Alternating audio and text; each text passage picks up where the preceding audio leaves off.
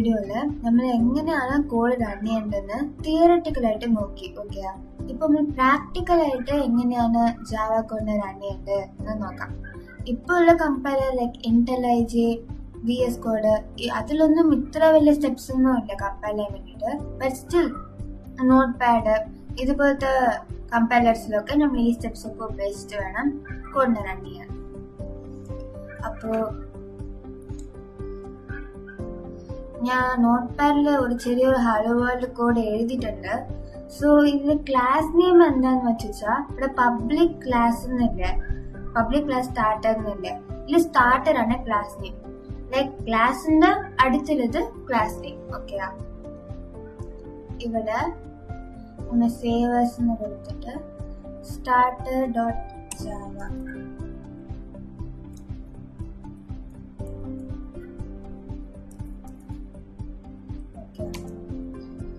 Already ഉണ്ട്.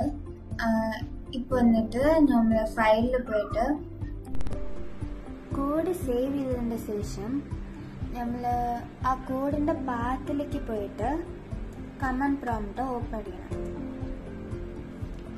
ഇപ്പോ ഇവിടെ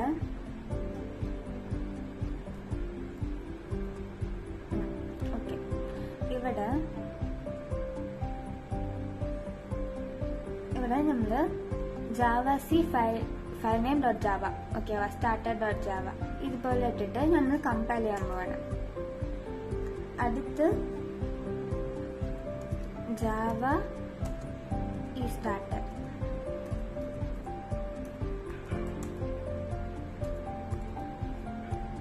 ഓക്കെ. ഇപ്പൊ എനിക്ക് ഹലോ വേർഡിൽ പറഞ്ഞിട്ട് എന്റെ ഔട്ട്പുട്ട് പ്രിന്റ് ആയി.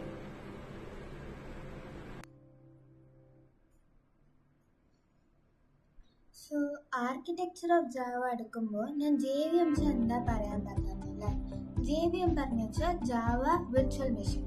ഈ ജാവ വിർച്വൽ മെഷീന്റെ കോൺസെപ്റ്റ് എന്താ വെച്ചാൽ write once and run anywhere. അതാണ് കോൺസെപ്റ്റ്. ഒരു പ്രാവശ്യം ഒരു കോഡിനെ എഴുതിയിട്ട് ഏത് എൻവിറോൺമെന്റിൽ വേണമെങ്കിലും നമുക്കത് റൺ ചെയ്യാൻ പറ്റും. ഇപ്പോൾ ഞാൻ ഒരു എക്സാമ്പിളിലൂടെ പറയാം. ഫസ്റ്റ് ആയിട്ട് ഞാൻ ഒരു ജാവ കോഡ് എഴുതാനും ഈ ജാവ കോഡിനെ ഞാൻ javac.filename.java ഇട്ടിട്ട് ഞാൻ കമ്പൈൽ ചെയ്തു. ഈ എവിടെ കമ്പൈൽ ചെയ്യുന്നത് വിൻഡോസിൽ കമ്പൈൽ ചെയ്തു. ഇപ്പോ എനിക്ക് ഈ കോഡിന് കമ്പൈൽ ചെയ്ത കോഡിന് എനിക്കിപ്പോ ലിനക്സിൽ റൺ ചെയ്യണം അല്ലെങ്കിൽ മാക്കിൽ റൺ ചെയ്യണം. ഈ ഒരു പ്രോസസ് വന്നിട്ട് ജാവ വിർച്വൽ മെഷീൻ ഉണ്ടെങ്കിലേ പറ്റുള്ളൂ.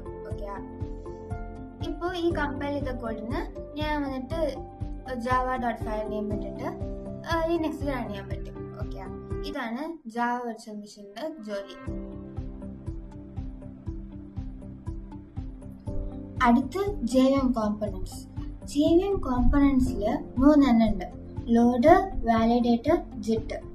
ലോഡർ എന്താ വെച്ചാൽ ബൈറ്റ് കോഡിനെ വന്നിട്ട് മെഷീൻ കോഡായിട്ട് ബൈറ്റ് കോഡിനെ JVMക്ക് കൊടുക്കും. സോ ഇതാണ് ലോഡറുടെ ജോലി. അടുത്ത് വന്നിട്ട് വാലിഡേറ്റർ. വാലിഡേറ്റർ വന്നിട്ട് അരിത്മെറ്റിക് എറർ, സിൻടാക്സ് എറർ ഇതുപോലത്തെ എറേഴ്സിനൊക്കെ നമുക്ക് എടുത്ത് പറയുന്നതാണ് വാലിഡേറ്റർ. ഓക്കെ, നെക്സ്റ്റ് വന്നിട്ട് ജിറ്റ്. ജിറ്റ് എന്താ ചോദിച്ചാൽ ജിറ്റ് എന്ന് പറയുന്നത് ജസ്റ്റ് ഇൻ ടൈം കമ്പൈലർ എന്ന് പറയും. ഓക്കെ, ഇതെന്താ ചോദിച്ചാൽ ബൈറ്റ് കോഡിനെ മെഷീൻ കോഡായിട്ട് കൺവേർട്ട് ചെയ്യും. ബൈറ്റ് കോഡ് എന്ന് പറഞ്ഞാൽ അതിൽ 8 സ്പേസ് ഉണ്ടാവും. ഓക്കെ, 8 അലൊക്കേഷൻസ് ഉണ്ടാവും. അതിന് വേണ്ടിട്ട് മെഷീൻ കോഡായിട്ട് കൺവേർട്ട് ചെയ്യുന്നതാണ് ജസ്റ്റ് ഇൻ ടൈം കമ്പൈലറിന്റെ ജോലി.